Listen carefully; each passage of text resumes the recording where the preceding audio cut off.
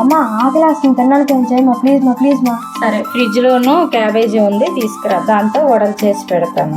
సరే అమ్మ. ఇదేనా? అదే. ఇప్పుడు క్యాబేజీని ఇలా మనం దేంతోనైనా తురిమేసుకుందాం. దాంతో నవ్వలేదు, వేరే తీసుకున్నాను. దీంతో చాలా బాగా తురుముతుంది.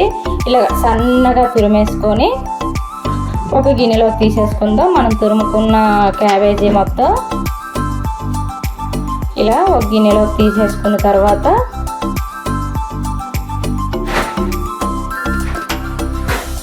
ఇందులోకి మనం 1 కప్పు శనగపిండి వేసుకుందాం.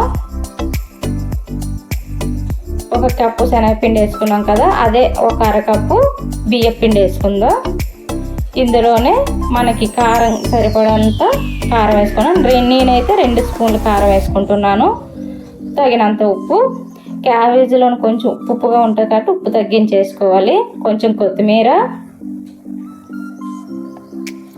కొన్ని పచ్చిమిరపకాయలు, ఇవన్నీ బాగా కలిపేసుకోవాలి క్యాబేజీకి పట్టేటట్టు. ఇలాగా చాలా బాగుంటాయండి. పిల్లలు భలే హ్యాపీగా తింటారు. పిల్లలనే కాదు, మనకు కూడా సాయంత్రం పూట ఏమైనా తినాలనిపించినప్పుడు ఇలా చేసుకోవచ్చు. క్యాబేజీ చాలామంది పిల్లలు తినరు, ఇలా చేసి పెడితే వాళ్ళు హ్యాపీగా తింటారు. ఈ కొంచెం నీళ్ళు ఇలా చిలకరించుకుంటూ కలుపుకోవాలండి. ఒకేసారి నీళ్ళు వేసి కలుపుకున్నాం అనుకోండి కొంచెం లూజ్గా అయిపోతుంది. లూజ్గా అయిపోతే వడలు రావు కదా, అందుకని కొంచెం నీళ్ళు పోసుకుంటూ కలుపుకోవాలి. ఇలాగా మనం చపాతీ పిండి కలుపుకుంటాం కదా, అలా కలుపుకుంటే సరిపోతుందండి. దీనికి చూసారు కదా. ఇలాగా మీరైతే ఈ వేసవి సెలవులో పిల్లలకి ఏమేమి స్నాక్స్ పెడుతున్నారు? నేనైతే రోజుకోటి చేసి పెడుతున్నాను. ఎందుకంటే పిల్లలు పాపం ఇంటి దగ్గర 24 గంటలు ఇంటి దగ్గర ఉంటారు కదా, వాళ్ళకి ఏదో ఒకటి తినాలనిపిస్తుంది కదా, అందుకనే ఏదో ఒకటి కొత్తగా ట్రై చేస్తున్నాను. అలాగా ఆ ముద్దనే కలిపి పక్కన పెట్టుకున్నాం కదా. ఇప్పుడు కళాయిలో ఆయిల్ పోసుకుందాం. డీప్ ఫ్రైకి సరిపడా ఆయిల్ పోసుకున్నాం కదా. ఆయిల్ వేడెక్కింది కదా, ఇందులోనూ ఇగోండి నేను చూపిస్తున్నాను కదా, ఇలాగా చిన్న వడలు పలుచగా చేసి పెట్టుకుంటే క్యాబేజీ అది ఏగుతుంది బాగా. అందుకనే ఉల్లిపాయలు అవి ఏమి వేసే అవసరం లేదండి, వేసుకుంటే వేసుకోవచ్చు, అది మీ ఇష్టం. నేనైతే ఉల్లిపాయలు అవి ఏమి వేయలేదు. క్యాబేజీ, శనగపిండి, బియ్యపిండి, కొన్ని పచ్చిమిరపకాయ ముక్కలు, కొంచెం కొత్తిమీర, కారం, ఉప్పు ఇవే వేసుకోనండి. కానీ సూపర్ వచ్చినాయండి. మనం శనివారం పూట సాంబార్ పప్పుచారు అది చేసుకుంటాం కదా, అందులో కాంబినేషన్ అయితే సూపర్ ఉంటుంది.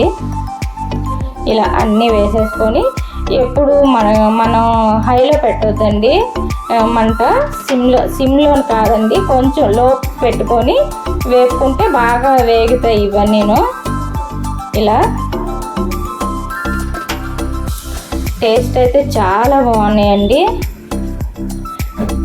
ఉంటే కొంచెం అల్లం వెల్లుల్లి పేస్ట్ కూడా వేసుకోండి, చాలా బాగుంటుంది. అప్పటికప్పుడు దంచేసుకుంటే ఇంకా బాగుంటుంది. నా దగ్గర అల్లం లేదు, అందుకని నేనైతే వేయలేదు. ఇప్పుడు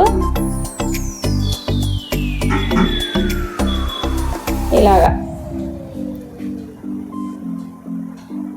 కొంచెం గోల్డెన్ కలర్ వచ్చినంత వరకు వేపుకుంటే అయిపోయేటట్టేనండి. ఇగోండి మంచి స్నాక్స్, టేస్టీ స్నాక్స్ రెడీ. ఈరోజు మా పిల్లలకి నేను చేసి పెట్టిన క్యాబేజీ వడలు చాలా బాగున్నాయండి. మీరు కూడా ఒకసారి ట్రై చేయండి. వీడియో లాస్ట్ వరకు చూడండి.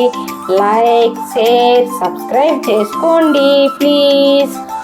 ఇలాగా నూనె అంతా వడగట్టేసుకొని ఒక గిన్నెలో వేసి దీన్ని ఏదైనా చట్నీతో తిన్నా కూడా చాలా బాగుంటుందండి. ఇలా ఇన్ని వడలు వచ్చినాయి నాకైతే.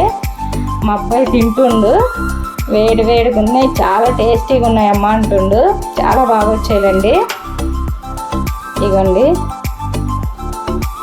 కారంగా భలే ఉన్నాయంట. ఈ వీడియో మొత్తం చూసిన వాళ్ళకి అందరికీ